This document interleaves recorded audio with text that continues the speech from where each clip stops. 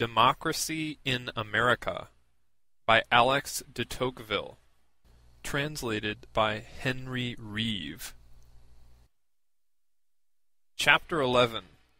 Liberty of the Press in the United States. Chapter Summary. Difficulty of restraining the liberty of the press. Particular reasons which some nations have to cherish this liberty. The liberty of the press a necessary consequence of the sovereignty of the people, as it is understood in America. Violent language of the periodical press in the United States. Propensities of the periodical press. Illustrated by the United States. Opinion of the Americans upon the repression of the abuse of the liberty of the press by judicial prosecutions. Reasons for which the press is less powerful in America than in France. The influence of the liberty of the press does not affect political opinions alone, but it extends to all the opinions of men, and it modifies customs as well as laws. In another part of this work I shall attempt to determinate the degree of influence which the liberty of the press has exercised upon civil society in the United States, and to point out the direction which it has given to the ideas as well as the tone which it has imparted to the character and the feelings of the Anglo-Americans. But at present I purpose simply to examine the effects produced by the liberty of the press in the political world. I confess that I do not entertain that firm and complete attachment to the liberty of the press which things that are supremely good in their very nature are wont to excite in the mind. And I approve of it more from a recollection of the evils it prevents than from a consideration of the advantages it ensures.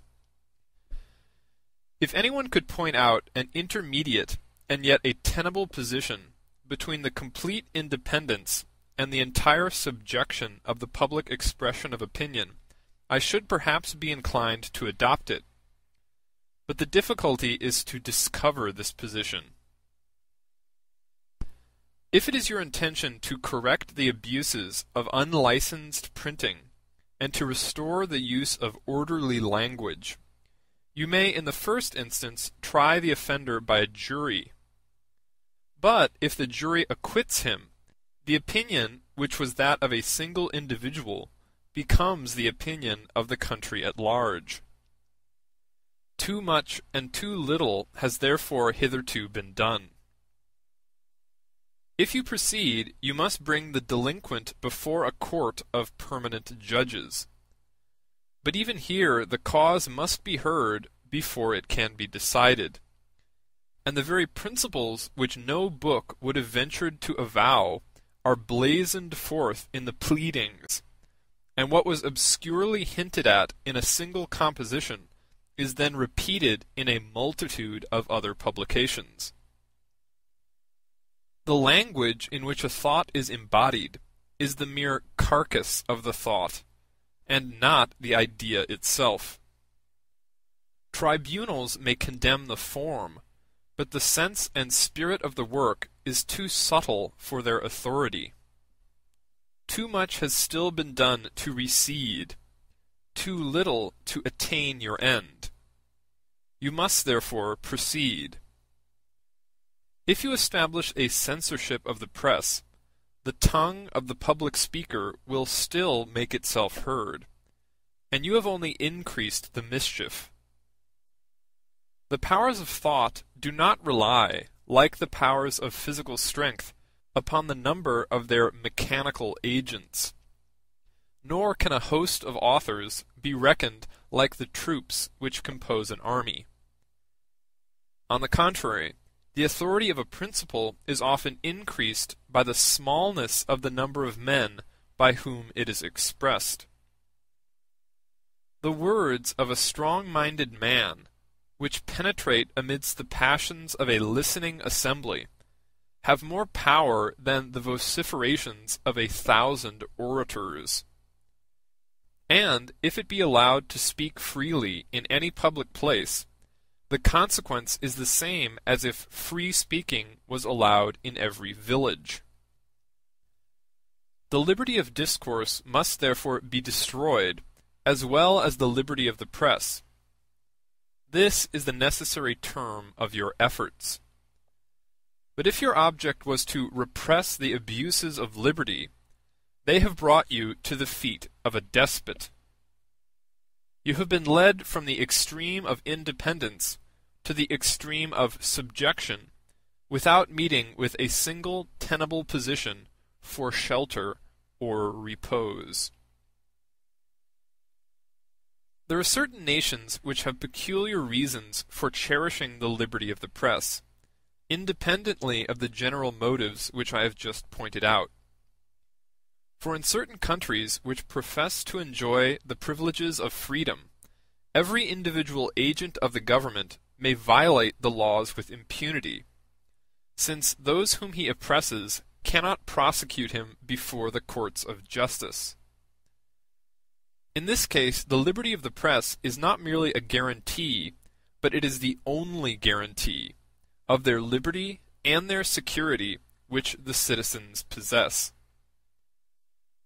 If the rulers of these nations propose to abolish the independence of the press, the people would be justified in saying, "Give us the right of prosecuting your offenses before the ordinary tribunals, and perhaps we may then waive our right of appeal to the tribunal of public opinion." But in the countries in which the doctrine of the sovereignty of the people ostensibly prevails, the censorship of the press is not only dangerous, but it is absurd. When the right of every citizen to cooperate in the government of society is acknowledged, every citizen must be presumed to possess the power of discriminating between the different opinions of his contemporaries, and of appreciating the different facts from which inferences may be drawn. The sovereignty of the people and the liberty of the press may therefore be looked upon as correlative institutions, just as the censorship of the press and universal suffrage are two things which are irreconcilably opposed, and which cannot long be retained among the institutions of the same people. Not a single individual of the 12 millions who inhabit the territory of the United States has as yet dared to propose any restrictions to the liberty of the press. The first newspaper over which I cast my eyes upon my arrival in America contained the following article: "In all this affair the language of Jackson has been that of a heartless despot, solely occupied with the preservation of his own authority. Ambition is his crime, and it will be his punishment too. Intrigue is his native element, and intrigue will confound his tricks, and will deprive him of his power. He governs by means of corruption, and his immoral practices will redound to his shame and confusion. His conduct in the political arena has been that of a shameless and lawless gamester. He succeeded at the time, but the hour of retribution approaches, and he will be obliged to disgorge his winnings, to throw aside his false dice, and to end his days in some retirement, where he may curse his madness at his leisure. For repentance is a virtue with which his heart is likely to remain forever unacquainted." It is not uncommonly imagined in France that the virulence of the press originates in the uncertain social condition, in the political excitement, and the general sense of consequent evil which prevail in that country. And it is therefore supposed that as soon as society has resumed a certain degree of composure, the press will abandon its present vehemence. I am inclined to think that the above causes explain the reason of the extraordinary ascendancy it has acquired over the nation, but that they do not exercise much influence upon the tone of its language. The periodical press appears to me to be actuated by passions and propensities independent of the circumstances in which it is placed, and the present position of America corroborates this opinion. America is perhaps, at this moment, the country of the world which contains the fewest germs of revolution. But the press is not less destructive in its principles than in France, and it displays the same violence without the same reasons for indignation. In America, as in France, it constitutes a singular power, so strangely composed of mingled good and evil, that it is at the same time indispensable to the existence of freedom, and nearly incompatible with the maintenance of public order. Its power is certainly much greater in France than in the United States, though nothing is more rare in the latter country than to hear of a prosecution having been instituted against it. The reason of this is perfectly simple. The Americans, having once admitted the doctrine of the sovereignty of the people, apply it with perfect consistency. It was never their intention to found a permanent state of things with elements which undergo daily modifications, and there is consequently nothing criminal in an attack upon the existing laws, provided it be not attended with a violent infraction of them. They are, moreover, of opinion that courts of justice are unable to check the abuses of the press, and that as the subtlety of human language perpetually eludes the severity of judicial analysis, offenses of this nature are apt to escape the hand which attempts to apprehend them. They hold that to act with efficacy upon the press it would be necessary to find a tribunal, not only devoted to the existing order of things, but capable of surmounting the influence of public opinion. A tribunal which should conduct its proceedings without publicity, which should pronounce its decrees without assigning its motives, and punish the intentions even more than the language of an author. Whosoever should have the power of creating and maintaining a tribunal of this kind would waste his time in prosecuting the liberty of the press, for he would be the supreme master of the whole community, and he would be as free to rid himself of the authors as of their writings.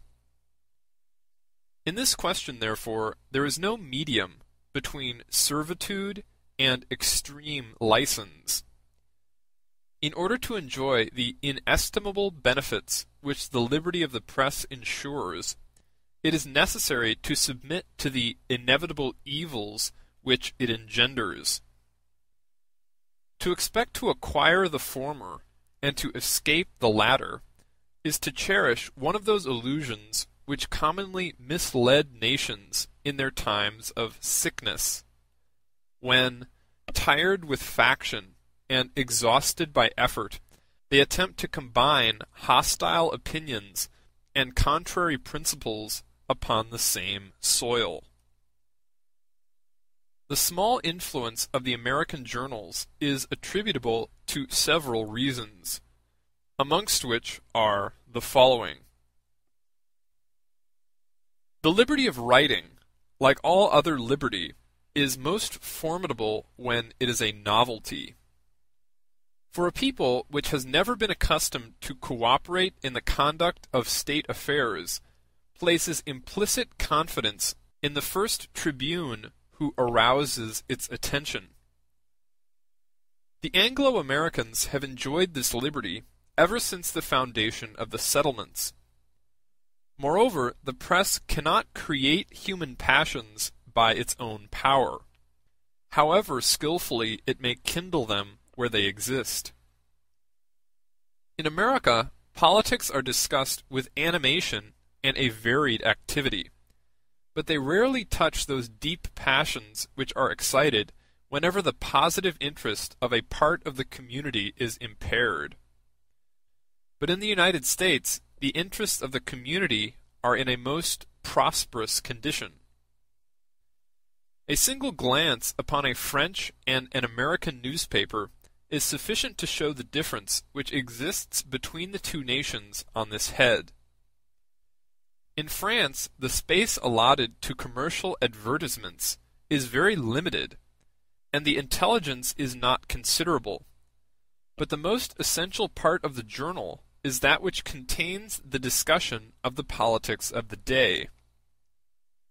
In America, 3/4 of the enormous sheet which is set before the reader are filled with advertisements, and the remainder is frequently occupied by political intelligence or trivial anecdotes. It is only from time to time that one finds a corner devoted to passionate discussions like those with which the journalists of France are wont to indulge their readers. It has been demonstrated by observation and discovered by the innate sagacity of the pettiest as well as the greatest of despots that the influence of a power is increased in proportion as its direction is rendered more central. In France, the press combines a twofold centralization. Almost all its power is centered in the same spot, and vested in the same hands, for its organs are far from numerous. The influence of a public press thus constituted upon a skeptical nation must be unbounded. It is an enemy with which a government may sign an occasional truce, but which it is difficult to resist for any length of time. Neither of these kinds of centralization exists in America. The United States have no metropolis. The intelligence as well as the power of the country are dispersed abroad, and instead of radiating from a point, they cross each other in every direction. The Americans have established no central control over the expression of opinion, any more than over the conduct of business. These are circumstances which do not depend on human foresight, but it is owing to the laws of the Union that there are no licenses to be granted to printers, no securities demanded from editors, as in France, and no stamp duty, as in France and formerly in England. The consequence of this is that nothing is easier than to set up a newspaper, and a small number of readers suffices to defray the expenses of the editor. The number of periodical and occasional publications which appears in the United States actually surpasses belief. The most enlightened Americans attribute the subordinate influence of the press to this excessive dissemination, and it is adopted as an axiom of political science in that country that the only way to neutralize the effect of public journals is to multiply them indefinitely. I cannot conceive that a truth which is so self-evident should not already have been more generally admitted in Europe. It is comprehensible that the persons who hope to bring about revolutions by means of the press should be desirous of confining its action to a few powerful organs. But it is perfectly incredible that the partisans of the existing state of things and the natural supporters of the law should attempt to diminish the influence of the press by concentrating its authority. The governments of Europe seem to treat the press with the courtesy of the knights of old. They are anxious to furnish it with the same central power which they have found to be so trusty a weapon, in order to enhance the glory of their resistance to its attacks. In America, there is scarcely a hamlet which has not its own newspaper. It may readily be imagined that neither discipline nor unity of design can be communicated to so multifarious a host, and each one is consequently led to fight under his own standard. All the political journals of the United States are indeed arrayed on the side of the administration or against it, but they attack and defend in 1,000 different ways. They cannot succeed in forming those great currents of opinion which overwhelm the most solid obstacles. This division of the influence of the press produces a variety of other consequences which are scarcely less remarkable. The facility with which journals can be established induces a multitude of individuals to take a part in them, but as the extent of competition precludes the possibility of considerable profit, the most distinguished classes of society are rarely led to engage in these undertakings. But such is the number of the public prints that, even if they were a source of wealth, writers of ability could not be found to direct them all. The journalists of the United States are usually placed in a very humble position, with a scanty education and a vulgar turn of mind.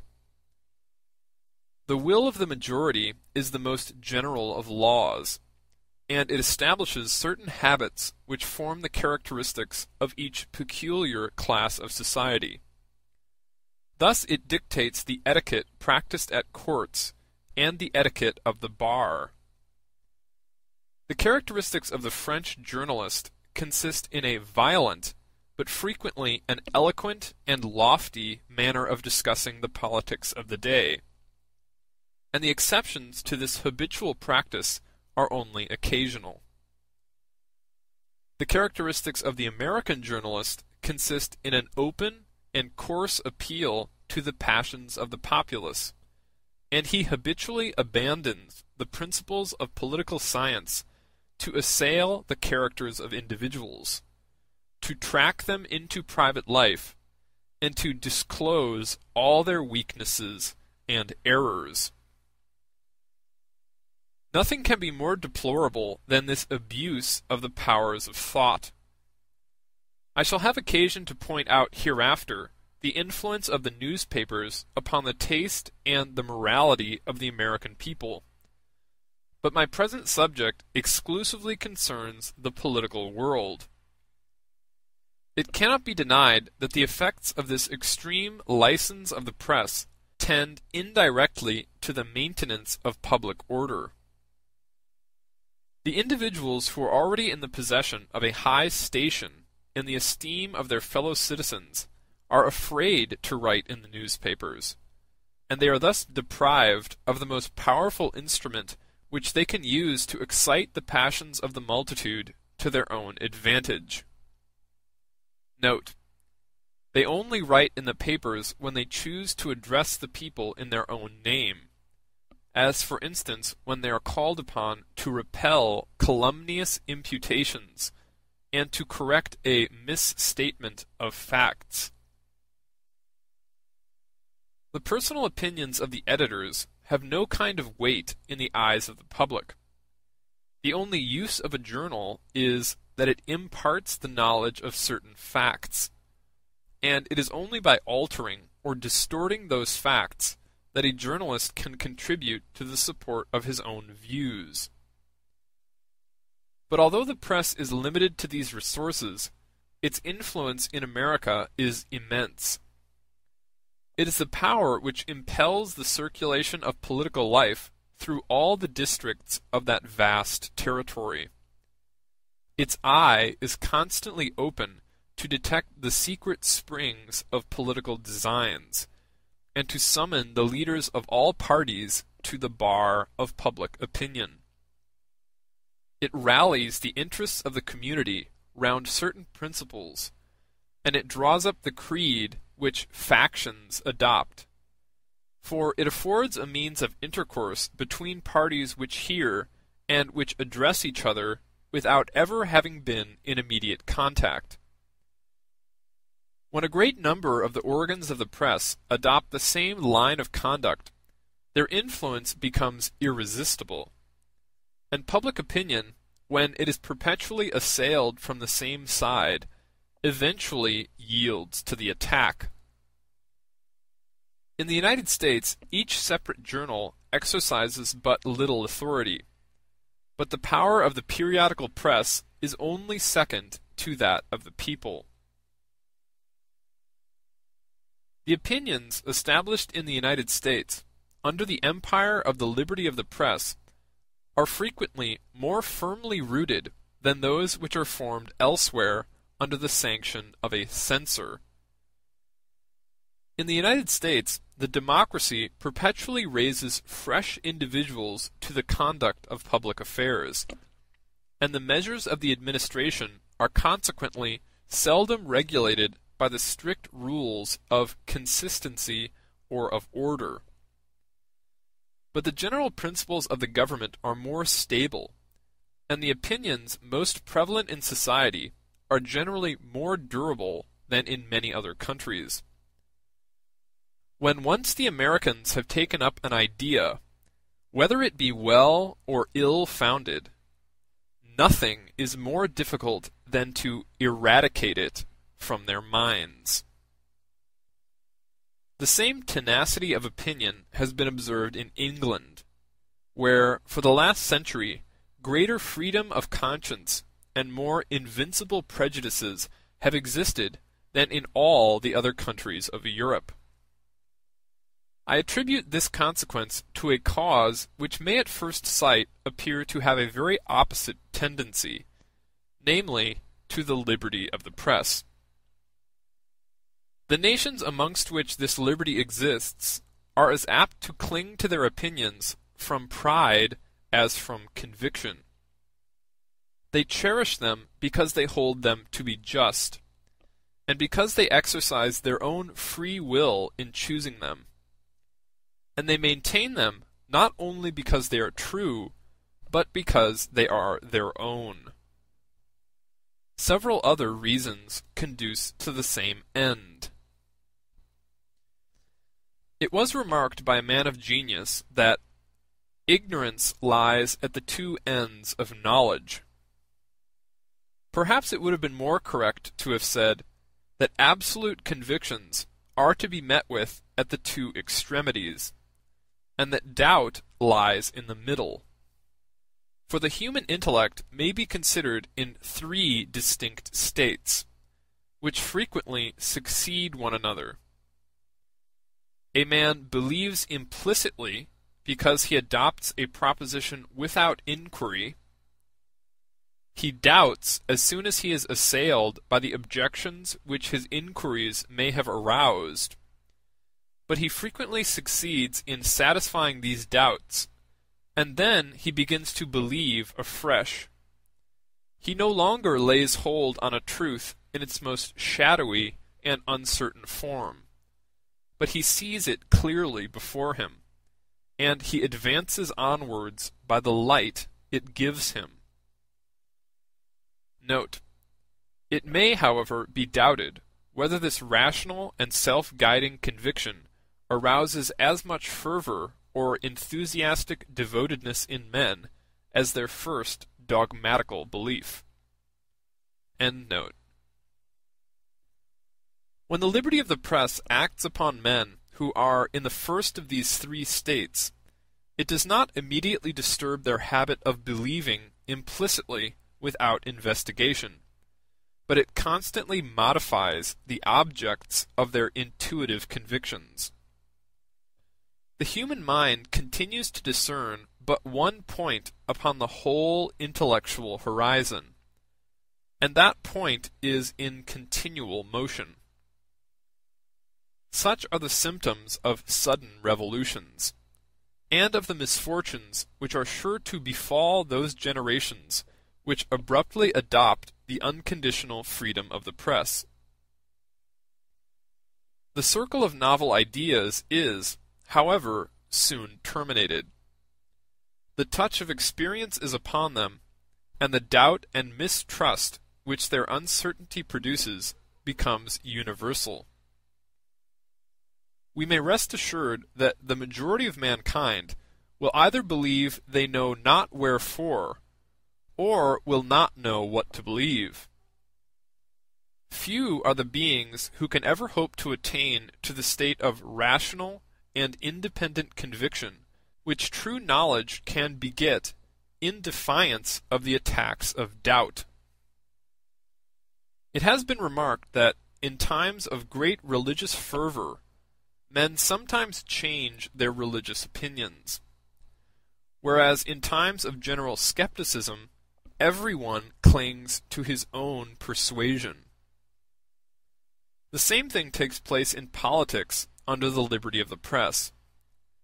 In countries where all the theories of social science have been contested in their turn, the citizens who have adopted one of them stick to it, not so much because they are assured of its excellence, as because they are not convinced of the superiority of any other.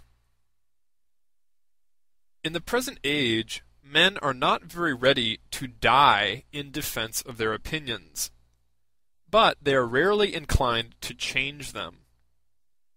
And there are fewer martyrs as well as fewer apostates. Another still more valid reason may yet be adduced.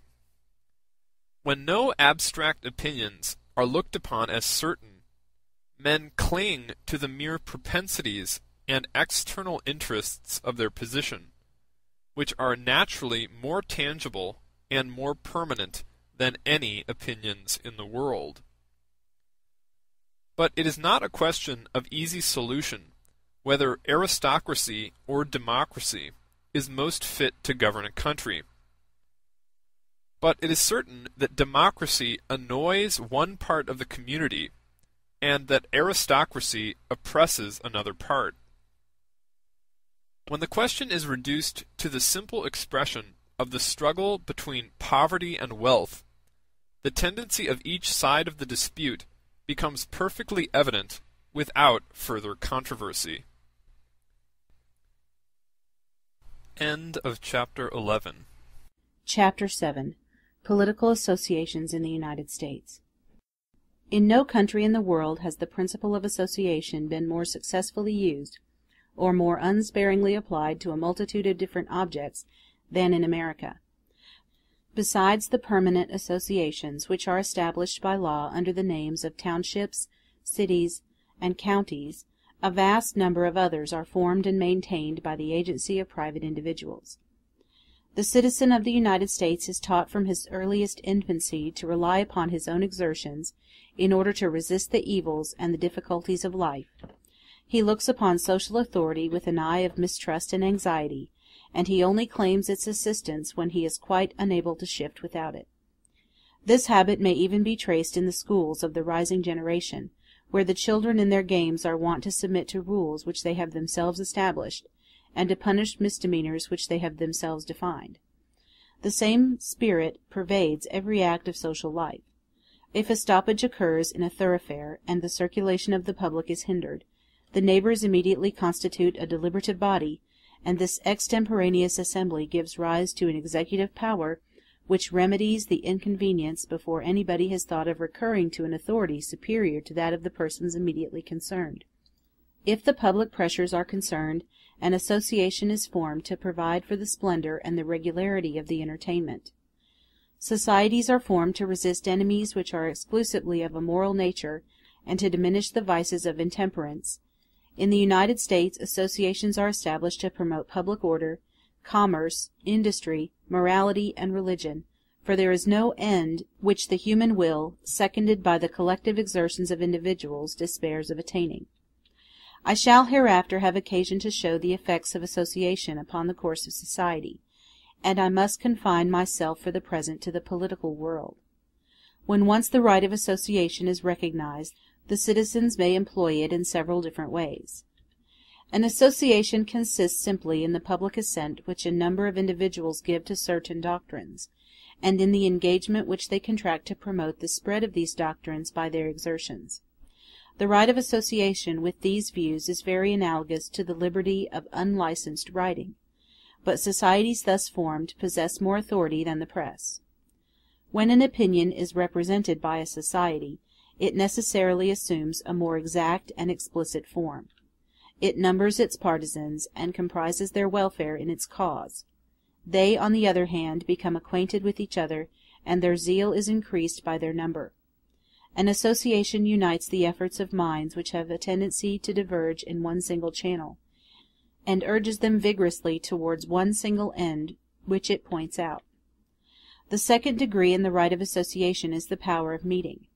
When an association is allowed to establish centers of action at certain important points in the country, its activity is increased and its influence extended. Men have the opportunity of seeing each other, means of execution are more readily combined, and opinions are maintained with a degree of warmth and energy which written language cannot approach. Lastly, in the exercise of the right of political association, there is a third degree. The partisans of an opinion may unite in electoral bodies, and choose delegates to represent them in a central assembly. This is, properly speaking, the application of the representative system to a party. Thus, in the first instance, a society is formed between individuals professing the same opinion, and the tie which keeps it together is of a purely intellectual nature. In the second case, small assemblies are formed, which only represent a fraction of the party. Lastly, in the third case, they constitute a separate nation in the midst of the nation, a government within the government. Their delegates, like the real delegates of the majority, represent the entire collective force of their party, and they enjoy a certain degree of that national dignity and great influence which belongs to the chosen representatives of the people. It is true that they have not the right of making the laws, but they have the power of attacking those which are in being, and of drawing up beforehand those which they may afterwards cause to be adopted. If in a people which is imperfectly accustomed to the exercise of freedom, or which is exposed to violent political passions, a deliberating minority, which confines itself to the contemplation of future laws, be placed in juxtaposition to the legislative majority, I cannot but believe that public tranquillity incurs very great risks in the nation. There is doubtless a very wide difference between proving that one law is in itself better than another, and proving that the former ought to be substituted for the latter. But the imagination of the populace is very apt to overlook this difference, which is so apparent to the minds of thinking men. It sometimes happens that a nation is divided into two nearly equal parties, each of which affects to represent the majority. If in immediate contiguity to the directing power another power be established, which exercises almost as much moral authority as the former, it is not to be believed that it will long be content to speak without acting, or that it will always be restrained by the abstract consideration of the nature of associations, which are meant to direct but not to enforce opinions, to suggest but not to make the laws. The more we consider the independence of the press in its principal consequences, the more are we convinced that it is the chief, and, so to speak, the constitutive element of freedom in the modern world. A nation which is determined to remain free is therefore right in demanding the unrestrained exercise of this independence. But the unrestrained liberty of political association cannot be entirely assimilated to the liberty of the press. The one is at the same time less necessary and more dangerous than the other. A nation may confine it within certain limits without forfeiting any part of its self-control, and it may sometimes be obliged to do so in order to maintain its own authority. In America the liberty of association for political purposes is unbounded. An example will show in the clearest light to what an extent this privilege is tolerated. The question of the tariff or of free trade produced a great manifestation of party feeling in America. The tariff was not only a subject of debate as a matter of opinion, but it exercised a favorable or a prejudicial influence upon several very powerful interests of the States. The North attributed a great portion of its prosperity, and the South all its sufferings, to this system, insomuch that for a long time the tariff was the sole source of the political animosities which agitated the Union. In 1831, when the dispute was raging with the utmost virulence, a private citizen of Massachusetts proposed, to all the enemies of the tariff, by means of the public prince, to send delegates to Philadelphia, in order to consult together upon the means which were most fitted to promote freedom of trade. This proposal circulated in a few days from Maine to New Orleans by the power of the printing press. The opponents of the tariff adopted it with enthusiasm, meetings were formed on all sides, and delegates were named. The majority of these individuals were well known, and some of them had earned a considerable degree of celebrity. South Carolina alone, which afterwards took up arms in the same cause, sent 63 delegates. On October 1, 1831, this assembly, which according to the American custom had taken the name of a convention, met at Philadelphia. It consisted of more than 200 members. Its debates were public, and they at once assumed a legislative character. The extent of the powers of Congress, the theories of free trade, and the different clauses of the tariff were discussed in turn. At the end of 10 days' deliberation the convention broke up, after having published an address to the American people, in which it declared, 1. That Congress had not the right of making a tariff, and that the existing tariff was unconstitutional. 2. That the prohibition of free trade was prejudicial to the interests of all nations, and to that of the American people in particular. It must be acknowledged that the unrestrained liberty of political association has not hitherto produced, in the United States, those fatal consequences which might perhaps be expected from it elsewhere. The right of association was imported from England, and it has always existed in America, so that the exercise of this privilege is now amalgamated with the manners and customs of the people. At the present time liberty of association is become a necessary guarantee against the tyranny of the majority. In the United States, as soon as a party has become preponderant, all public authority passes under its control. Its private supporters occupy all the places, and have all the force of the administration at their disposal. As the most distinguished partisans of the other side of the question are unable to surmount the obstacles which exclude them from power, they require some means of establishing themselves upon their own basis, and of opposing the moral authority of the minority to the physical power which domineers over it. Thus a dangerous expedient is used to obviate a still more formidable danger. The omnipotence of the majority appears to me to present such extreme perils to the American republics that a dangerous measure which is used to repress it seems to be more advantageous than prejudicial. And here I am about to advance a proposition which may remind the reader of what I said before in speaking of municipal freedom. There are no countries in which associations are more needed to prevent the despotism of faction or the arbitrary power of a prince than those which are democratically constituted. In aristocratic nations the body of the nobles and the more opulent part of the community are in themselves natural associations, which act as checks upon the abuses of power. In countries in which these associations do not exist, if private individuals are unable to create an artificial and a temporary substitute for them, I can imagine no permanent protection against the most galling tyranny, and a great people may be oppressed by a small faction or by a single individual with impunity. The meeting of a great political convention, for there are conventions of all kinds, which may frequently become a necessary measure, is always a serious occurrence, even in America, and one which is never looked forward to by the judicious friends of the country without alarm. This was very perceptible in the Convention of 1831, at which the exertions of all the most distinguished members of the Assembly tended to moderate its language and to restrain the subjects which it treated within certain limits. It is probable, in fact, that the Convention of 1831 exercised a very great influence upon the minds of the malcontents, and prepared them for the open revolt against the commercial laws of the Union which took place in 1832. It cannot be denied that the unrestrained liberty of association for political purposes is the privilege which a people is longest in learning how to exercise. If it does not throw the nation into anarchy, it perpetually augments the chances of that calamity. On one point, however, this perilous liberty offers a security against dangers of another kind. In countries where associations are free, secret societies are unknown. In America there are numerous factions, but no conspiracies. different ways in which the right of association is understood in Europe and in the United States, different use which is made of it. The most natural privilege of man, next to the right of acting for himself, is that of combining his exertions with those of his fellow creatures, and of acting in common with them. I am therefore led to conclude that the right of association is almost as inalienable as the right of personal liberty. No legislator can attack it without impairing the very foundations of society.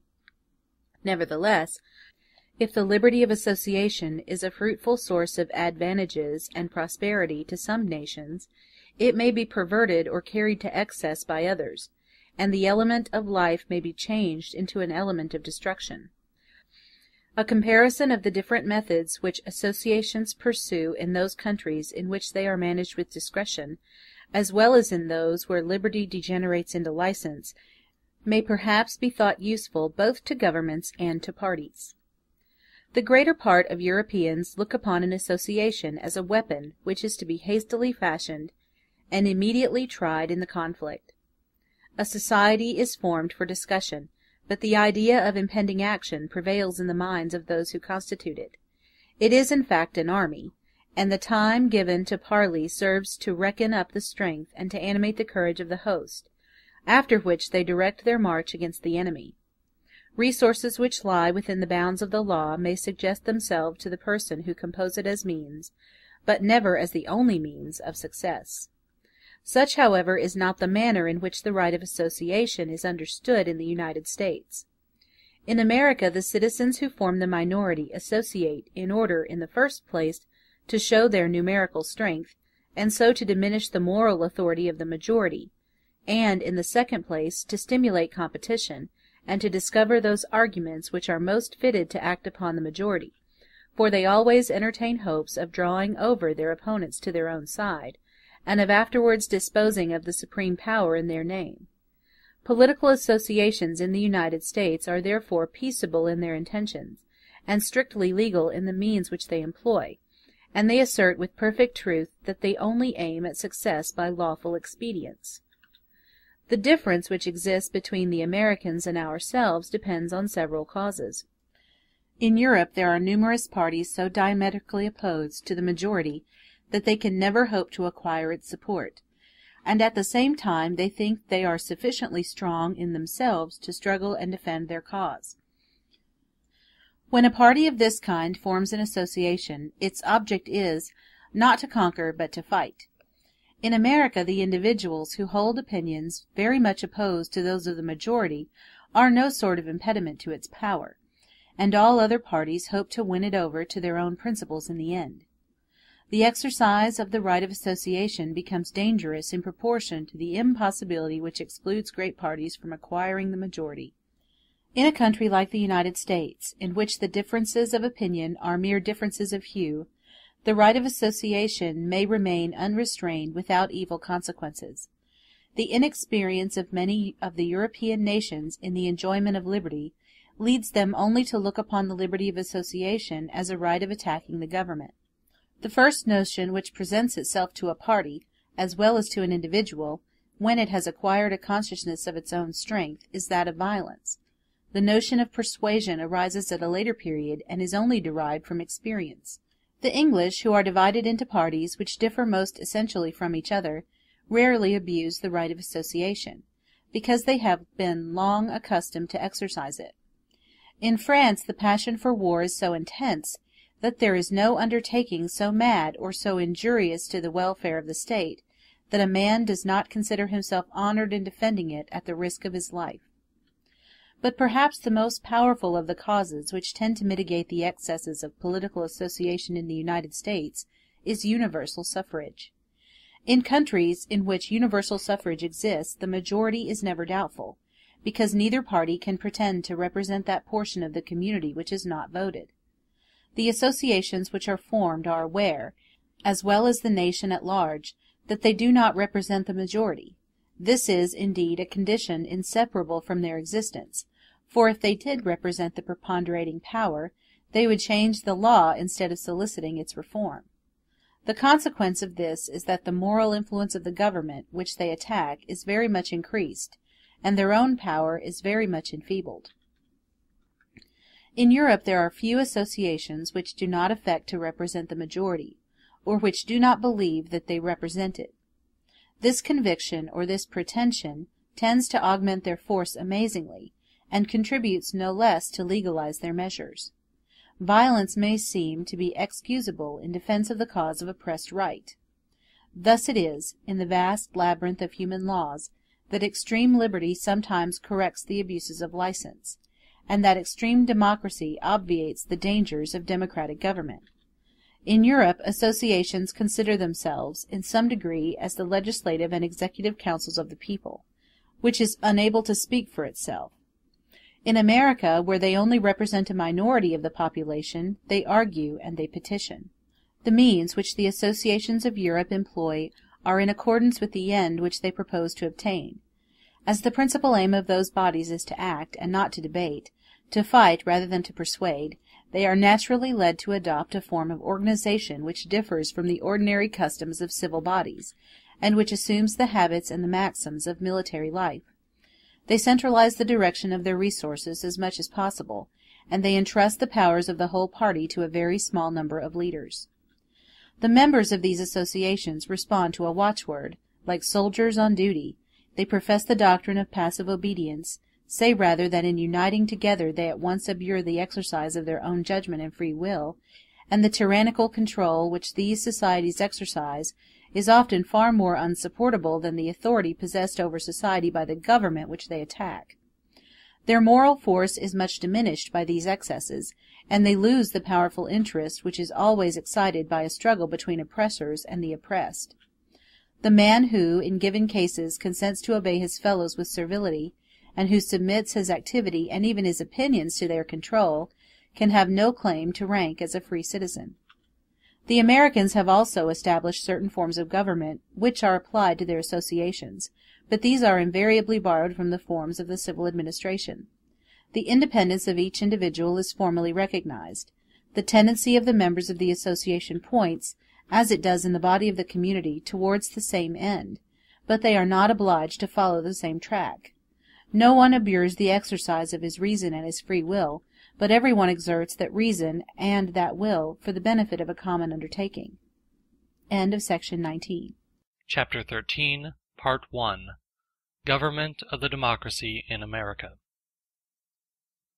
I am well aware of the difficulties which attend this part of my subject, but although every expression which I am about to make use of may clash upon some one point with the feelings of the different parties which divide my country, I shall speak my opinion with the most perfect openness.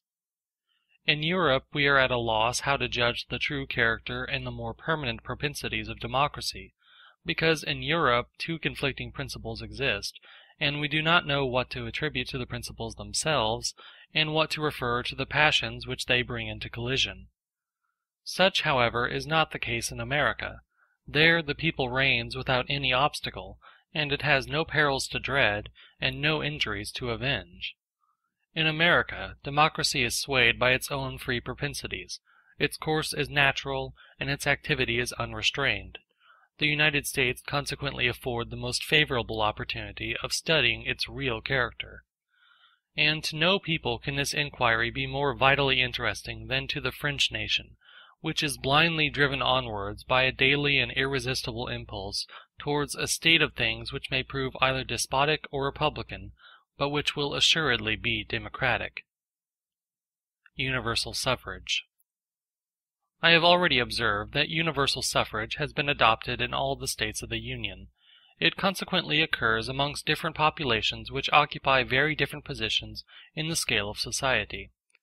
I have had opportunities of observing its effects in different localities, and amongst races of men who are nearly strangers to each other by their language, their religion, and their manner of life, in Louisiana as well as in New England, in Georgia and in Canada. I have remarked that universal suffrage is far from producing in America either all the good or all the evil consequences which are assigned to it in Europe, and that its effects differ very widely from those which are usually attributed to it.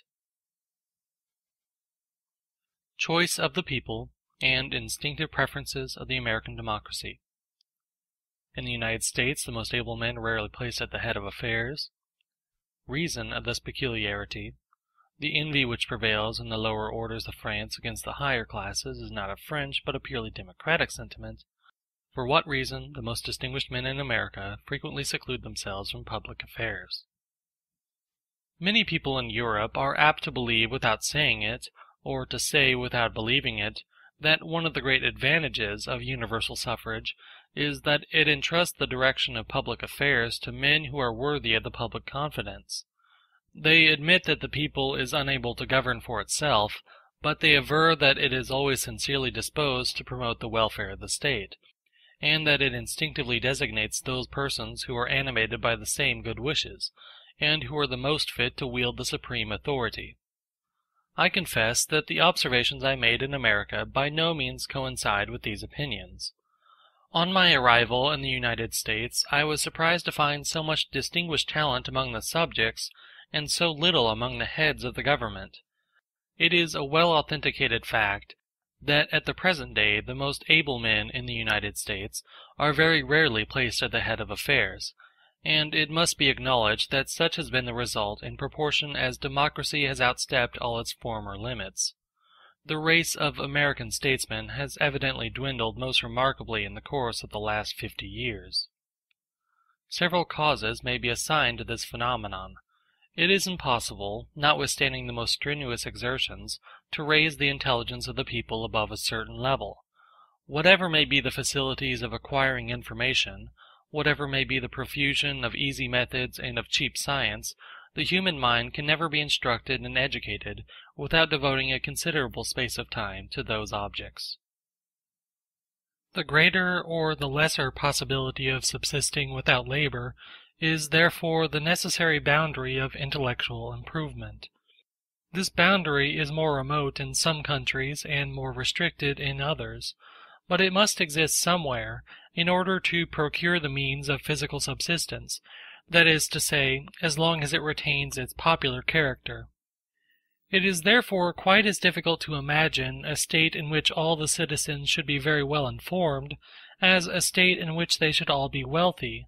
These two difficulties may be looked upon as correlative. It may very readily be admitted that the mass of the citizens are sincerely disposed to promote the welfare of their country. Nay, more, it may even be allowed that the lower classes are less apt to be swayed by considerations of personal interest than the higher orders. But it is always more or less impossible for them to discern the best means of attaining the end which they desire with sincerity.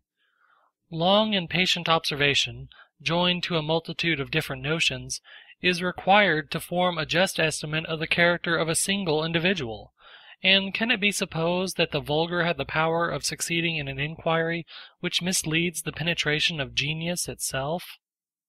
The people has neither the time nor the means which are essential to the prosecution of an investigation of this kind. Its conclusions are hastily formed from a superficial inspection of the more prominent features of a question.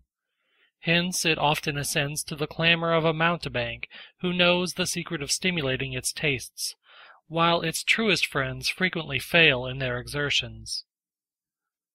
Moreover, the democracy is not only deficient in that soundness of judgment which is necessary to select men really deserving of its confidence, but it has neither the desire nor the inclination to find them out.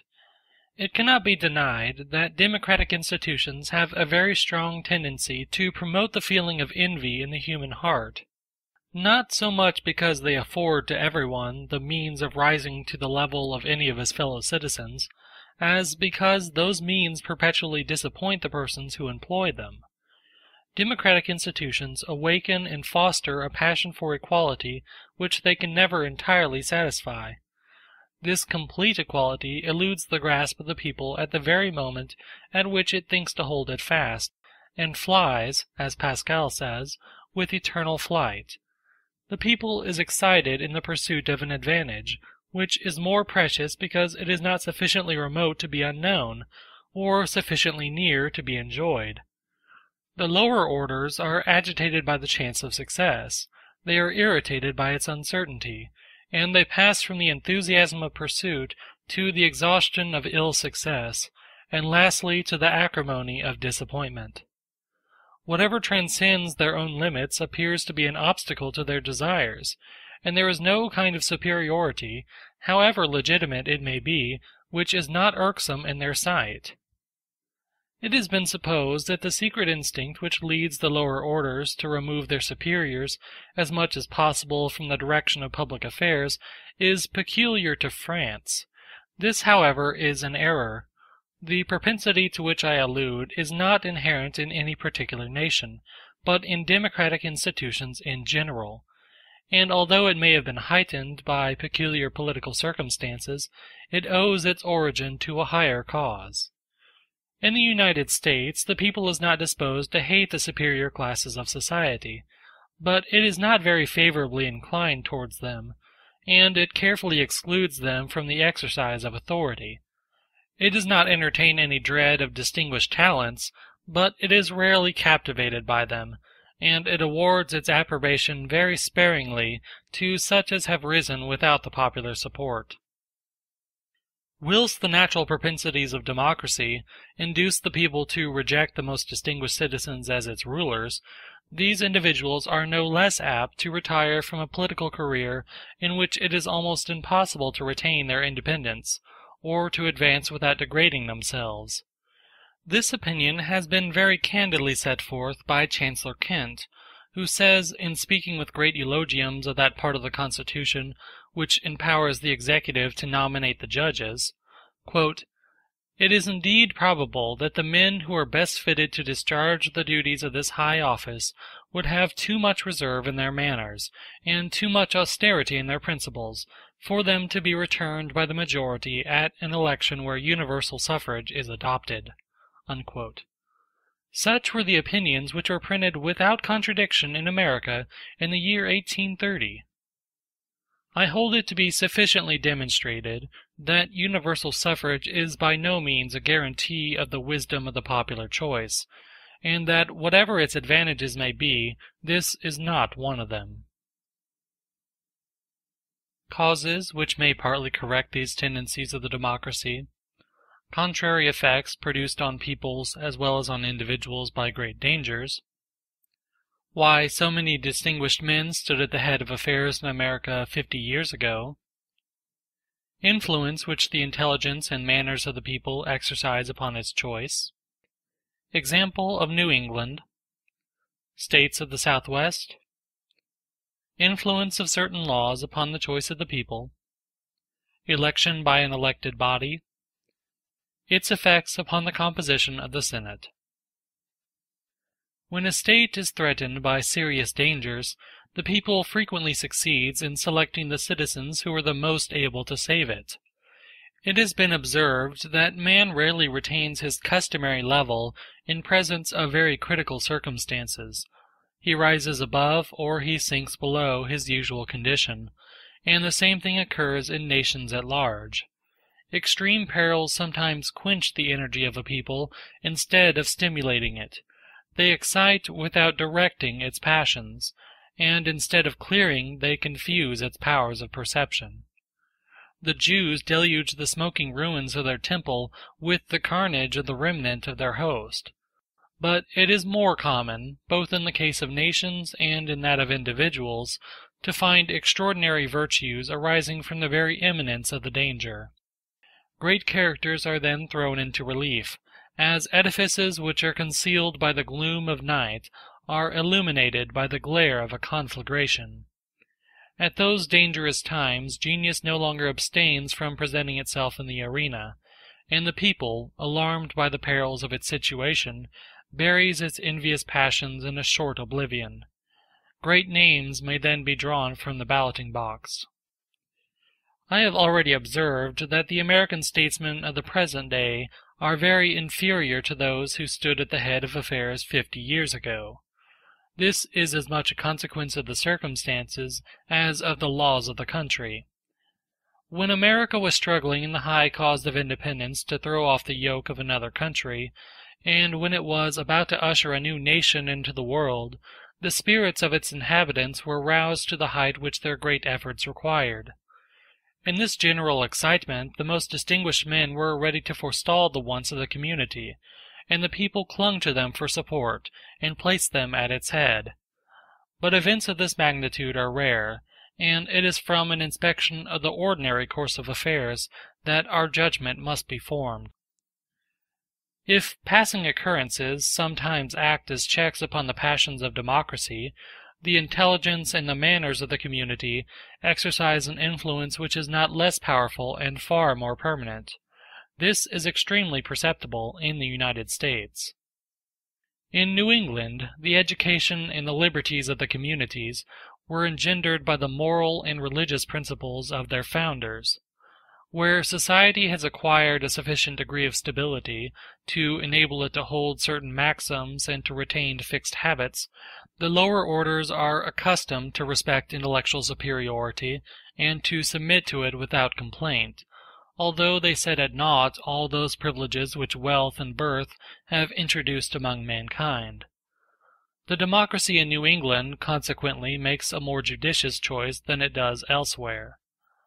But as we descend towards the South, to those states in which the constitution of society is more modern and less strong, where instruction is less general, and where the principles of morality, of religion, and of liberty are less happily combined, we perceive that the talents and the virtues of those who are in authority become more and more rare. Lastly, when we arrive at the new southwestern states, in which the constitution of society dates but from yesterday, and presents an agglomeration of adventurers and speculators, we are amazed at the persons who are invested with public authority, and we are led to ask by what force, independent of the legislation and of the people who direct it, the state can be protected, and society be made to flourish. There are certain laws of a democratic nature which contribute, nevertheless, to correct, in some measure, the dangerous tendencies of democracy. On entering the House of Representatives of Washington, one is struck by the vulgar demeanor of that great assembly. The eye frequently does not discover a man of celebrity within its walls.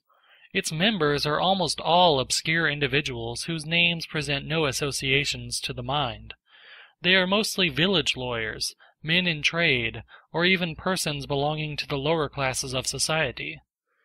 In a country in which education is very general, it is said that the representatives of the people do not always know how to write correctly. At a few yards' distance from this spot is the door of the Senate, which contains within a small space a large proportion of the celebrated men of America. Scarcely an individual is to be perceived in it who does not recall the idea of an active and illustrious career. The Senate is composed of eloquent advocates, distinguished generals, wise magistrates, and statesmen of note, whose language would at all times do honor to the most remarkable parliamentary debates of Europe. What then is the cause of this strange contrast, and why are the most able citizens to be found in one assembly rather than in the other? Why is the former body remarkable for its vulgarity and its poverty of talent, whilst the latter seems to enjoy a monopoly of intelligence and of sound judgment? Both of these assemblies emanate from the people. Both of them are chosen by universal suffrage, and no voice has hitherto been heard to assert in America that the Senate is hostile to the interests of the people. From what cause, then, does so startling a difference arise? The only reason which appears to me adequately to account for it is that the House of Representatives is elected by the populace directly, and that the Senate is elected by elected bodies. The whole body of the citizens names the legislature of each state, and the federal constitution converts these legislatures into so many electoral bodies, which return the members of the Senate. The senators are elected by an indirect application of universal suffrage, for the legislatures which name them are not aristocratic or privileged bodies which exercise the electoral franchise in their own right, but they are chosen by the totality of the citizens. They are generally elected every year, and new members may constantly be chosen who will employ their electoral rights in conformity with the wishes of the public. But this transmission of the popular authority through an assembly of chosen men operates an important change in it, by refining its discretion and improving the forms which it adopts. Men who are chosen in this manner accurately represent the majority of the nation which governs them, but they represent the elevated thoughts which are current in the community, the propensities which prompt its nobler actions, rather than the petty passions which disturb or the vices which disgrace it. The time may be already anticipated at which the American republics will be obliged to introduce the plan of election by an elected body more frequently into their system of representation, or they will incur no small risk of perishing miserably amongst the shoals of democracy. And here I have no scruple in confessing that I look upon this peculiar system of election as the only means of bringing the exercise of political power to the level of all classes of the people. Those thinkers who regard this institution as the exclusive weapon of a party, and those who fear, on the other hand, to make use of it, seem to me to fall into as great an error in the one case as in the other. Influence which the American democracy has exercised on the laws relating to elections. When elections are rare, they expose the state to a violent crisis. When they are frequent, they keep up a degree of feverish excitement. The Americans prefer the second of these two evils. Mutability of the laws. Opinions of Hamilton and Jefferson on this subject. When elections recur at long intervals, the state is exposed to violent agitation every time they take place.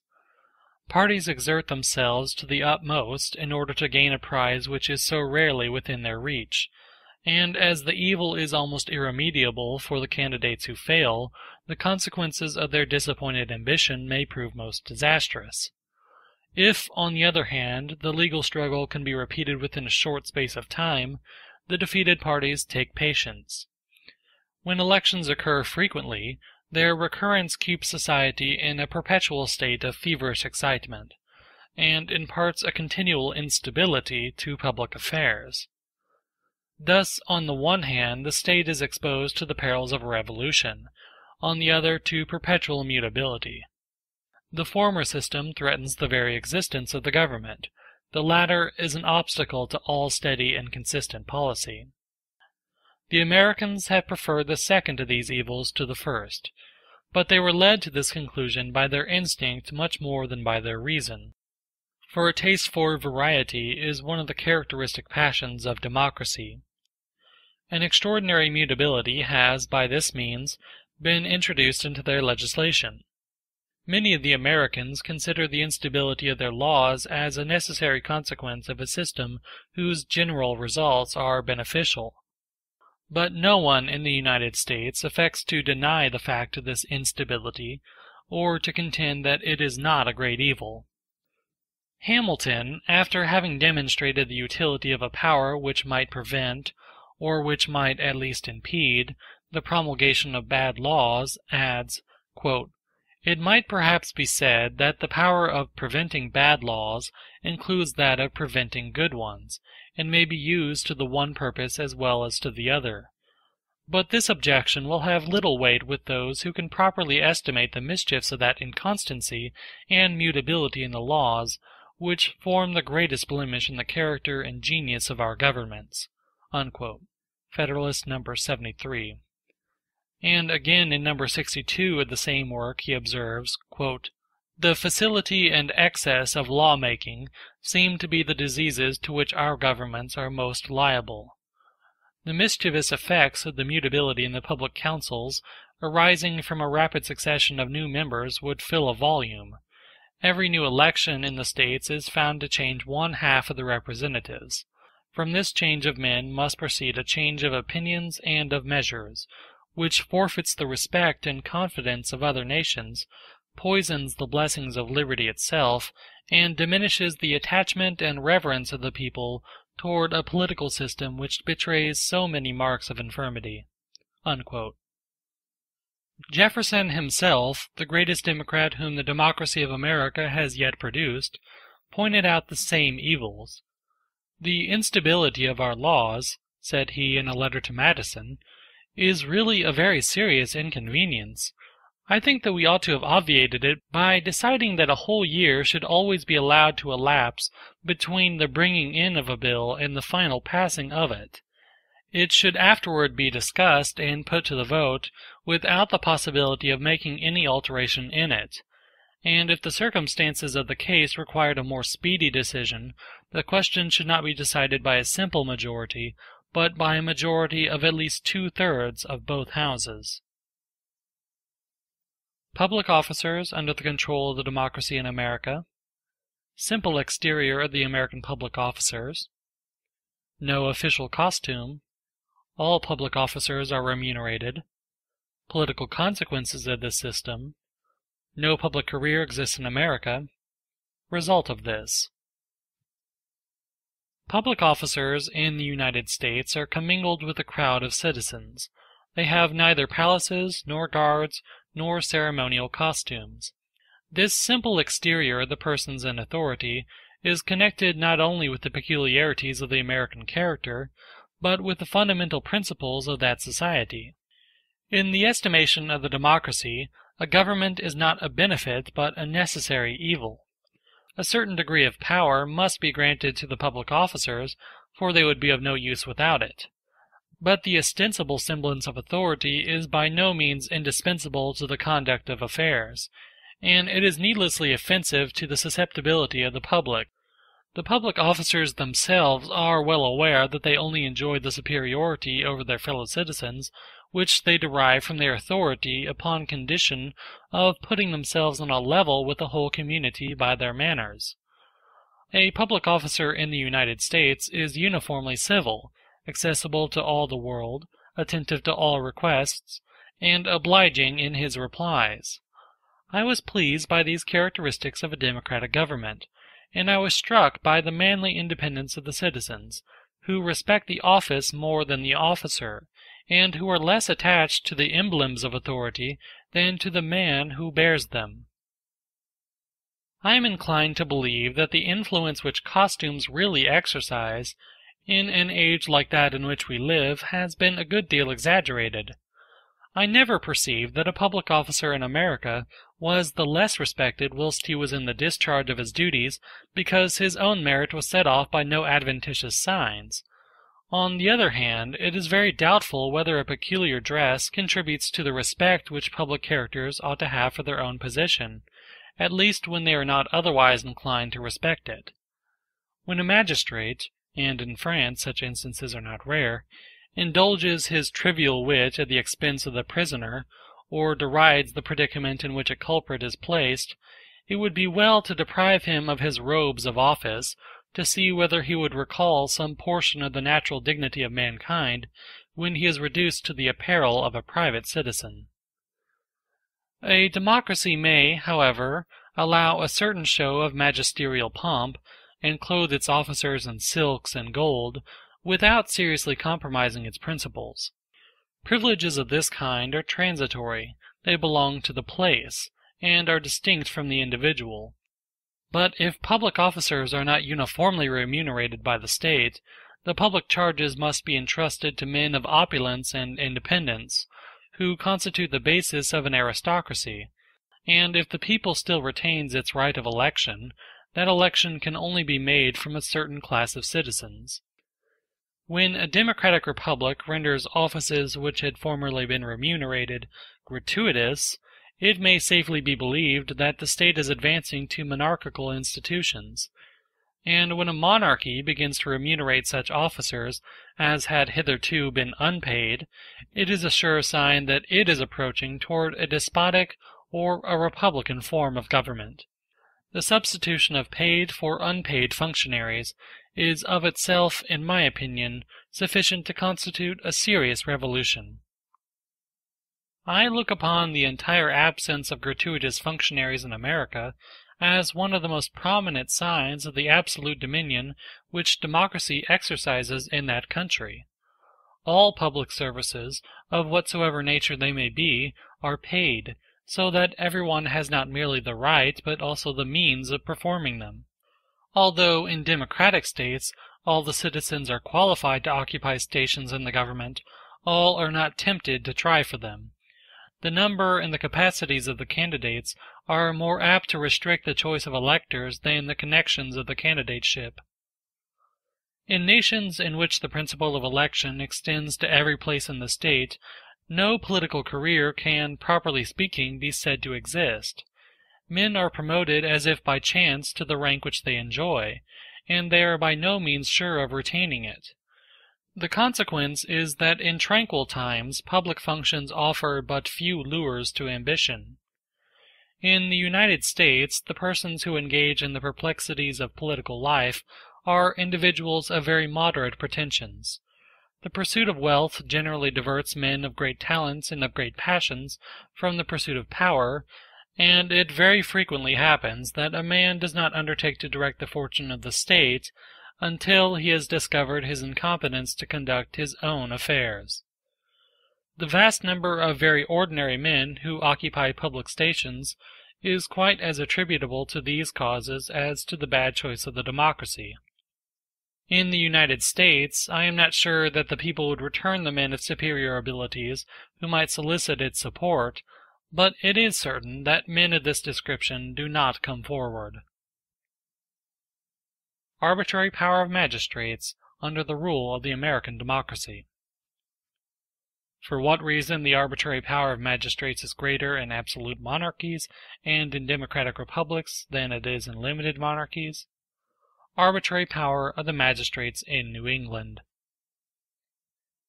In two different kinds of government, the magistrates exercise a considerable degree of arbitrary power, namely, under the absolute government of a single individual, and under that of a democracy. This identical result proceeds from causes which are nearly analogous. In despotic states, the fortune of no citizen is secure, and public officers are not more safe than private individuals. The sovereign, who has under his control the lives, the property, and sometimes the honor of the men whom he employs, does not scruple to allow them a great latitude of action, because he is convinced that they will not use it to his prejudice. In despotic states, the sovereign is so attached to the exercise of his power that he dislikes the constraint even of his own regulations, and he is well pleased that his agents should follow a somewhat fortuitous line of conduct, provided he be certain that their actions will never counteract his desires. In democracies, as the majority has every year the right of depriving the officers whom it is appointed of their power, it has no reason to fear any abuse of their authority.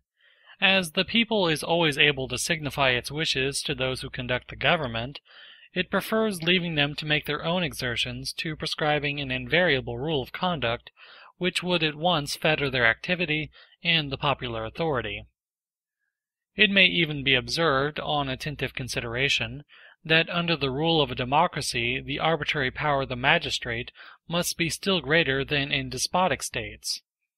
In the latter, the sovereign has the power of punishing all the faults with which he becomes acquainted, but it would be vain for him to hope to become acquainted with all those which are committed. In the former, the sovereign power is not only supreme, but it is universally present. The American functionaries are, in point of fact, much more independent in the sphere of action which the law traces out for them than any public officer in Europe. Very frequently the object which they are to accomplish is simply pointed out to them, and the choice of the means is left to their own discretion. In New England, for instance, the select men of each township are bound to draw up the list of persons who are to serve on the jury. The only rule which is laid down to guide them in their choice is that they are to select citizens possessing the elective franchise and enjoying a fair reputation.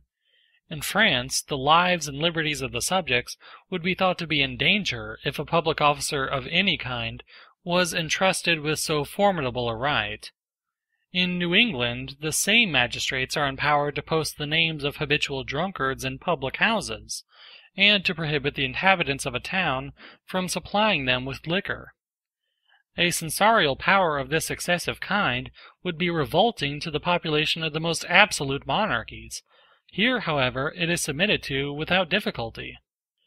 Nowhere has so much been left by the law to the arbitrary determination of the magistrate as in democratic republics, because this arbitrary power is unattended by any alarming consequences. It may even be asserted that the freedom of the magistrate increases as the elective franchise is extended, and as the duration of the time of office is shortened. Hence arises the great difficulty which attends the conversion of a democratic republic into a monarchy. The magistrate ceases to be elective, but he retains the rights and the habits of an elected officer, which lead directly to despotism. It is only in limited monarchies that the law, which prescribes the sphere in which public officers are to act, superintends all their measures. The cause of this may be easily detected. In limited monarchies, the power is divided between the king and the people, both of whom are interested in the stability of the magistrate. The king does not venture to place the public officers under the control of the people, lest they should be tempted to betray his interests. On the other hand, the people fears lest the magistrate should serve to oppress the liberties of the country, if they were entirely dependent upon the crown. They cannot therefore be said to depend on either one or the other. The same cause which induces the king and the people to render public officers independent suggests the necessity of such securities as may prevent their independence from encroaching upon the authority of the former and the liberties of the latter. They consequently agree as to the necessity of restricting the functionary to a line of conduct laid down beforehand, and they are interested in confining him by certain regulations which he cannot evade. End of Chapter 13, Part 1. Chapter 13, Part 2. Government of the Democracy in America. Instability of the administration in the United States. In America, the public acts of a community frequently leave fewer traces than the occurrences of a family. Newspapers the only historical remains. Instability of the administration prejudicial to the art of government. The authority which public men possess in America is so brief, and they are so soon commingled with the ever-changing population of the country, that the acts of a community frequently leave fewer traces than the occurrences of a private family. The public administration is, so to speak, oral and traditionary, but little is committed to writing, and that little is wafted away forever, like the leaves of the Sibyl by the smallest breeze. The only historical remains in the United States are the newspapers, but if a number be wanting, the chain of time is broken, and the present is severed from the past. I am convinced that in 50 years it will be more difficult to collect authentic documents concerning the social condition of the Americans at the present day than it is to find remains of the administration of France during the Middle Ages, and if the United States were ever invaded by barbarians, it would be necessary to have recourse to the history of other nations in order to learn anything of the people which now inhabits them. The instability of the administration has penetrated into the habits of the people. It even appears to suit the general taste, and no one cares for what occurred before his time. No methodical system is pursued, no archives are formed, and no documents are brought together when it would be very easy to do so. Where they exist, little store is set upon them, and I have amongst my papers several original public documents which were given to me in answer to some of my inquiries. In America, society seems to live from hand to mouth, like an army in the field. Nevertheless, the art of administration may undoubtedly be ranked as a science, and no sciences can be improved if the discoveries and observations of successive generations are not connected together in the order in which they occur. One man, in the short space of his life, remarks a fact, another conceives an idea, the former invents a means of execution, the latter reduces a truth to a fixed proposition, and mankind gathers the fruit of individual experience upon its way and gradually forms the sciences. But the persons who conduct the administration in America can seldom afford any instruction to each other, and when they assume the direction of society, they simply possess those attainments which are most widely disseminated in the community, and no experience peculiar to themselves. Democracy, carried to its furthest limits, is therefore prejudicial to the art of government, and for this reason it is better adapted to a people already versed in the conduct of an administration than to a nation which is uninitiated in public affairs. This remark, indeed, is not exclusively applicable to the science of administration. Although a democratic government is founded upon a very simple and natural principle, it always presupposes the existence of a high degree of culture and enlightenment in society. At the first glance it may be imagined to belong to the earliest ages of the world, but maturer observation will convince us that it could only come last in the succession of human history. Charges levied by the state under the rule of the American democracy. In all communities, citizens divisible into three classes. Habits of each of these classes in the direction of public finances. Why public expenditure must tend to increase when the people governs. What renders the extravagance of a democracy less to be feared in America. Public expenditure under a democracy. Before we can affirm whether a democratic form of government is economical or not, we must establish a suitable standard of comparison. The question would be one of easy solution if we were to attempt to draw a parallel between a democratic republic and an absolute monarchy. The public expenditure would be found to be more considerable under the former than under the latter. Such is the case with all free states compared to those which are not so. It is certain that despotism ruins individuals by preventing them from producing wealth, much more than by depriving them of the wealth which they have produced. It dries up the source of riches, whilst it usually respects acquired property. Freedom, on the contrary, engenders far more benefits than it destroys, and the nations which are favored by free institutions invariably find that their resources increase even more rapidly than their taxes. My present object is to compare free nations to each other, and to point out the influence of democracy upon the finances of a state. Communities, as well as organic bodies, are subject to certain fixed rules in their formation which they cannot evade. They are composed of certain elements which are common to them at all times and under all circumstances. The people may always be mentally divided into three distinct classes. The first of these classes consists of the wealthy, the second of those who are in easy circumstances, and the third is composed of those who have little or no property, and who subsist more especially by the work which they perform for the two superior orders. The proportion of the individuals who are included in these three divisions may vary according to the condition of society, but the divisions themselves can never be obliterated. It is evident that each of these three classes will exercise an influence peculiar to its own propensities upon the administration of the finances of the state.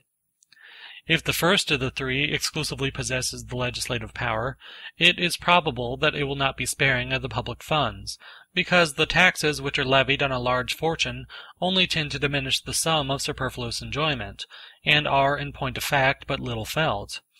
If the second class has the power of making the laws, it will certainly not be lavish of taxes, because nothing is so onerous as a large impost which is levied upon a small income. The government of the middle classes appears to me to be the most economical, though perhaps not the most enlightened, and certainly not the most generous of free governments. But now let us suppose that the legislative authority is vested in the lowest orders. There are two striking reasons which show that the tendency of the expenditure will be to increase, not to diminish.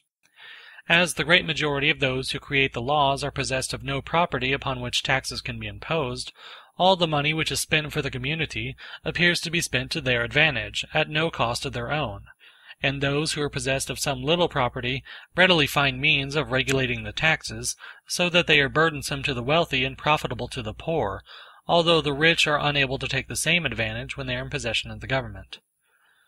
In countries in which the poor should be exclusively invested with the power of making the laws, no great economy of public expenditure ought to be expected.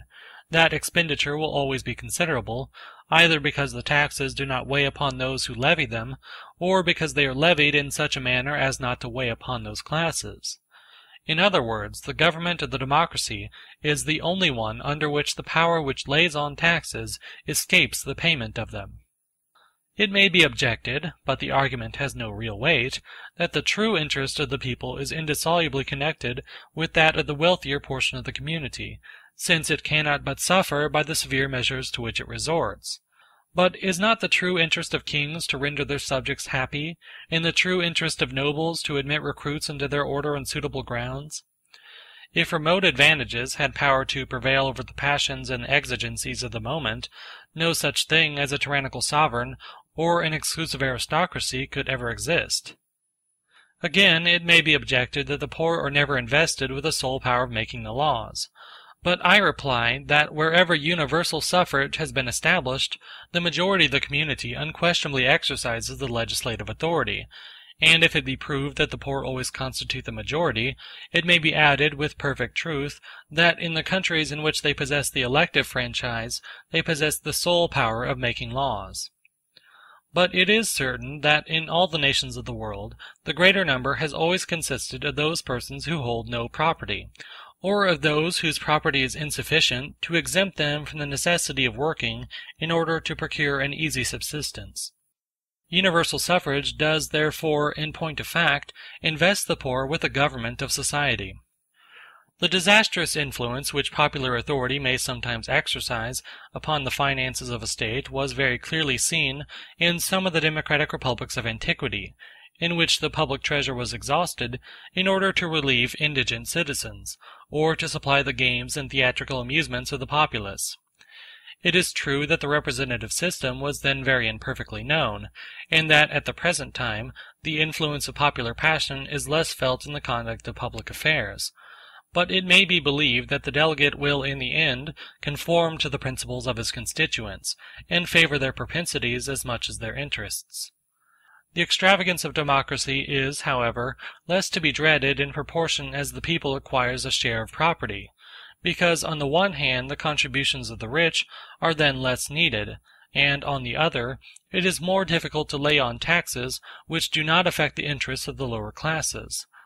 On this account, universal suffrage would be less dangerous in France than in England, because in the latter country the property on which taxes may be levied is vested in fewer hands.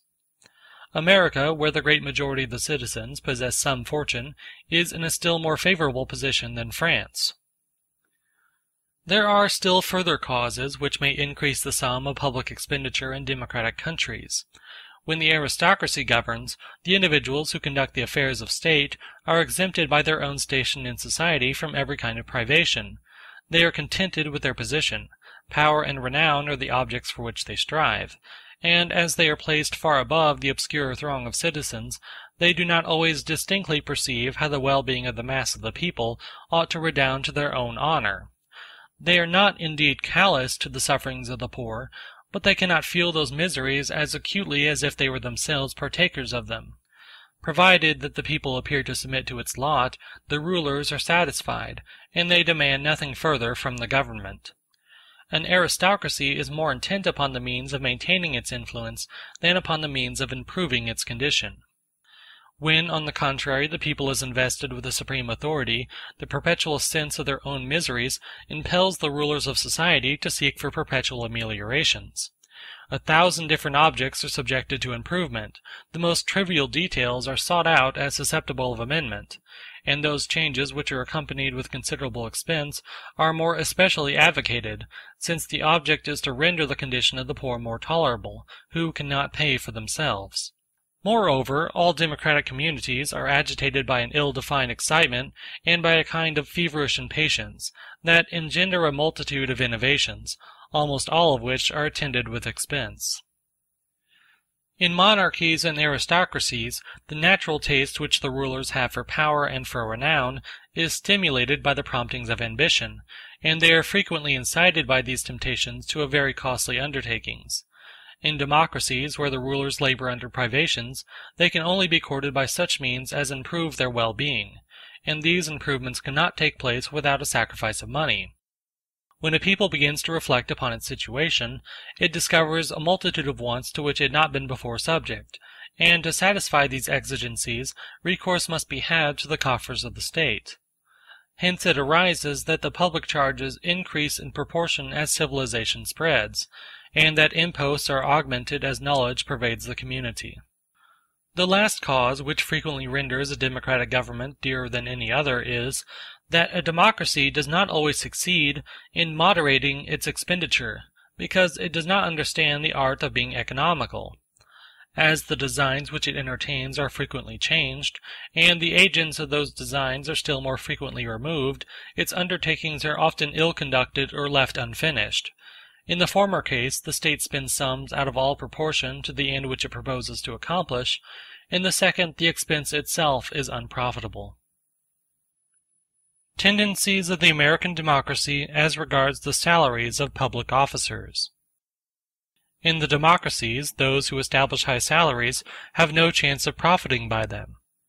Tendency of the American democracy to increase the salaries of subordinate officers and to lower those of the more important functionaries.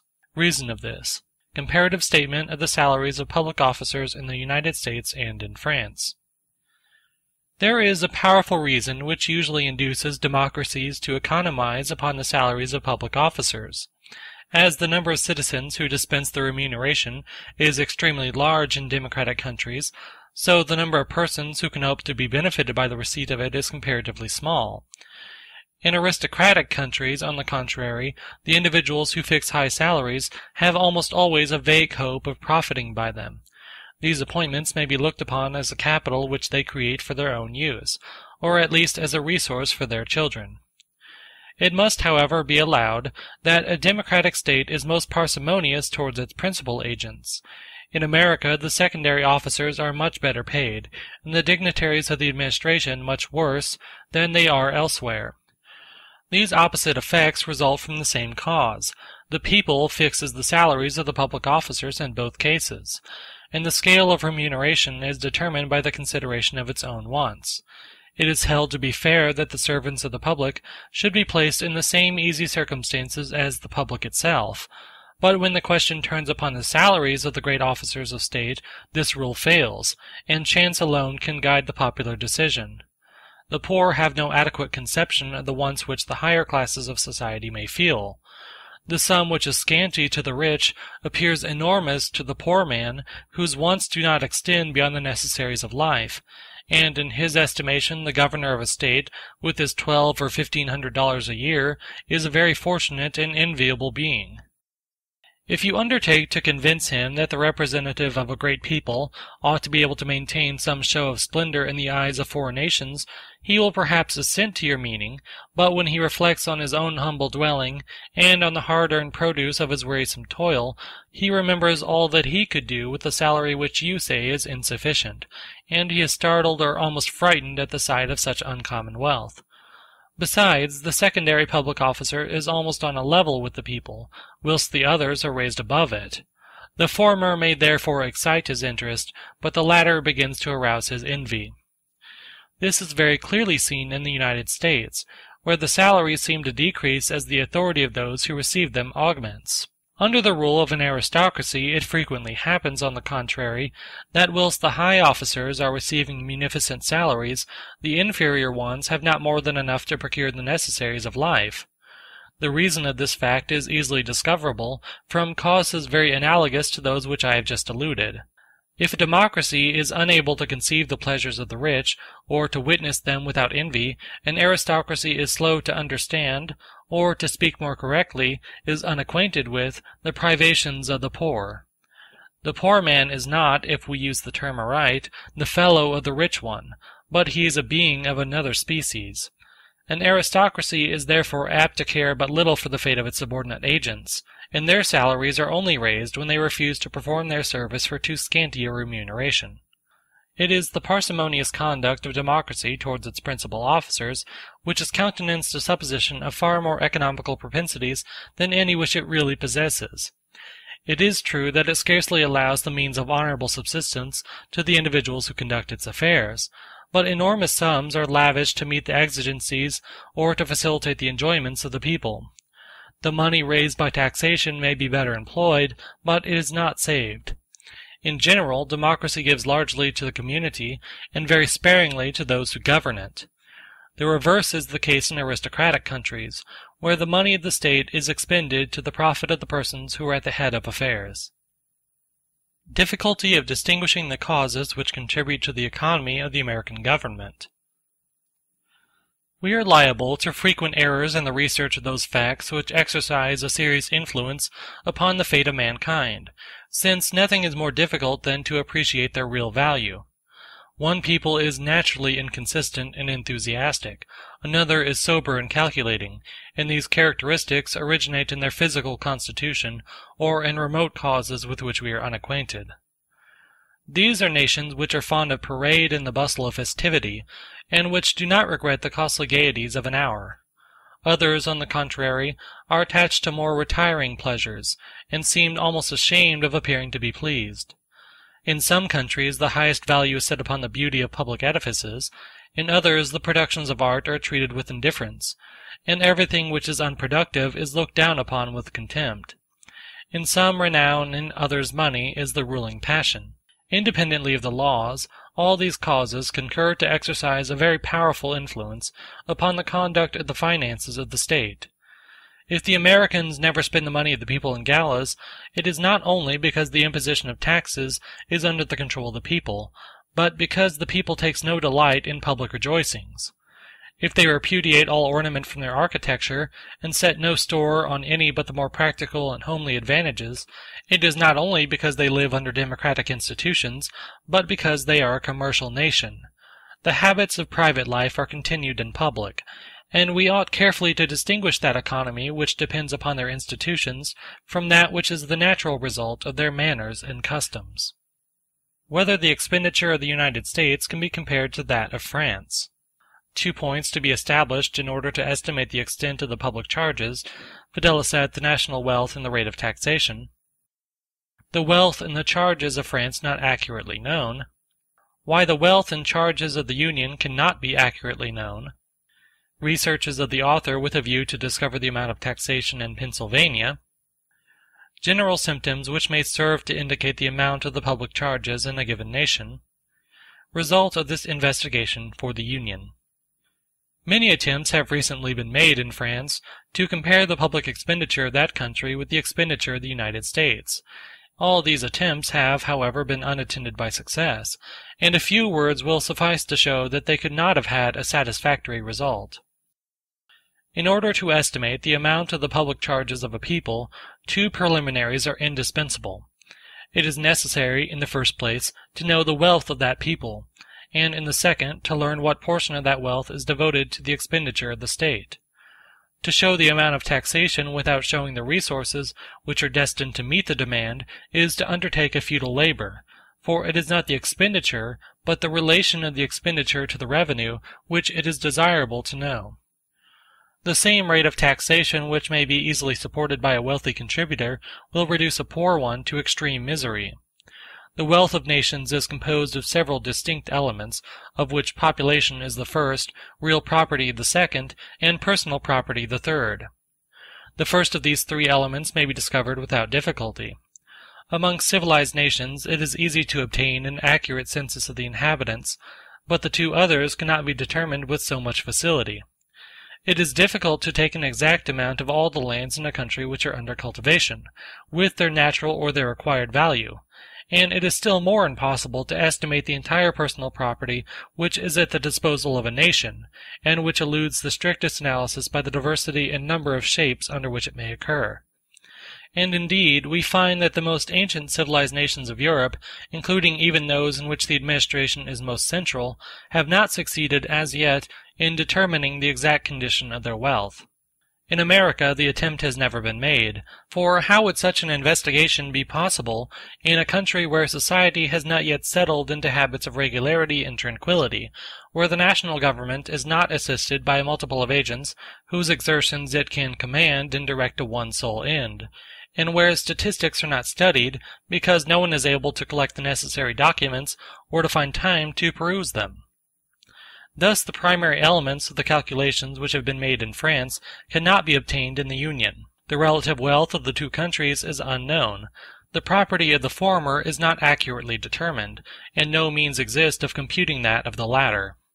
I consent, therefore, for the sake of discussion, to abandon this necessary term of the comparison, and I confine myself to a computation of the actual amount of taxation, without investigating the relation which subsists between the taxation and the revenue.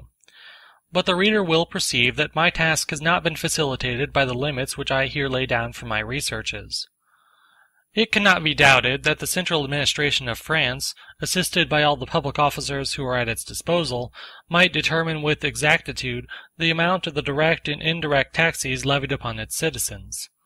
But this investigation, which no private individual can undertake, has not hitherto been completed by the French government, or at least its results have not been made public. We are acquainted with the sum total of the charges of the state. We know the amount of the departmental expenditure, but the expenses of the communal divisions have not been computed, and the amount of the public expenses of France is consequently unknown. If we now turn to America, we shall perceive that the difficulties are multiplied and enhanced. The Union publishes an exact return of the amount of its expenditure. The budgets of the 24 states furnish similar returns of their revenues, but the expenses incident to the affairs of the counties and the townships are unknown. The authority of the federal government cannot oblige the provincial governments to throw any light upon this point, and even if these governments were inclined to afford their simultaneous cooperation, it may be doubted whether they possess the means of procuring a satisfactory answer. Independently of the natural difficulties of the task, the political organization of the country would act as a hindrance to the success of their efforts. The county and town magistrates are not appointed by the authorities of the state, and they are not subjected to their control. It is therefore very allowable to suppose that, if the state were desirous of obtaining the returns which we require, its design would be counteracted by the neglect of those subordinate officers whom it would be obliged to employ. It is, in point of fact, useless to inquire what the Americans might do to forward this inquiry, since it is certain that they have hitherto done nothing at all. There does not exist a single individual at the present day, in America or in Europe, who can inform us what each citizen of the Union annually contributes to the public charges of the nation. Hence we must conclude that it is no less difficult to compare the social expenditure than it is to estimate the relative wealth of France and America. I will even add that it would be dangerous to attempt this comparison, for when statistics are not based upon computations which are strictly accurate, they mislead instead of guiding aright. The mind is easily imposed upon by the false affectation of exactness, which prevails even in the misstatements of science, and it adopts with confidence errors which are dressed in the forms of mathematical truth. We abandon, therefore, our numerical investigation, with the hope of meeting with data of another kind. In the absence of positive documents, we may form an opinion as to the proportion which the taxation of a people bears to its real prosperity, by observing whether its external appearance is flourishing, whether after having discharged the calls of the state, the poor man retains the means of subsistence, and the rich the means of enjoyment, and whether both classes are contented with their position, seeking however to ameliorate it by perpetual exertions, so that industry is never in want of capital, nor capital unemployed by industry. The observer who draws his inferences from these signs will undoubtedly be led to the conclusion that the American of the United States contributes a much smaller portion of his income to the state than the citizen of France. Nor indeed can the result be otherwise. A portion of the French debt is the consequence of 2 successive invasions, and the Union has no similar calamity to fear. A nation placed upon the continent of Europe is obliged to maintain a large standing army. The isolated position of the Union enables it to have only 6,000 soldiers. The French have a fleet of 300 sail. The Americans have 52 vessels.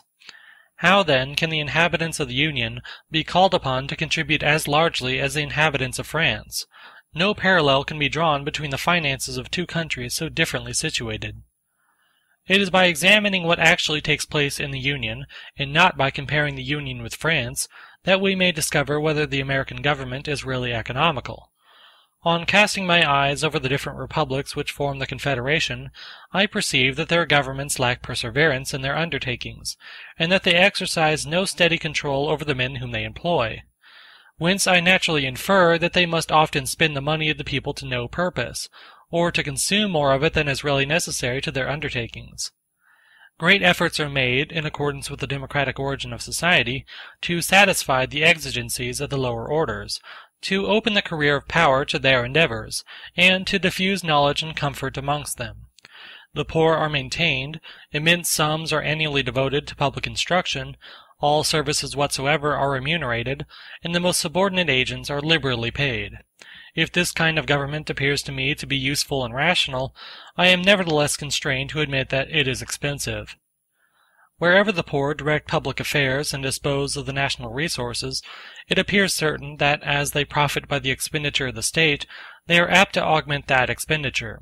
I conclude, therefore, without having recourse to inaccurate computations, and without hazarding a comparison which might prove incorrect, that the democratic government of the Americans is not a cheap government, as is sometimes asserted; and I have no hesitation in predicting that, if the people of the United States is ever involved in serious difficulties, its taxation will speedily be increased to the rate of that which prevails in the greater part of the aristocracies and the monarchies of Europe. End of Chapter 13, Part 2.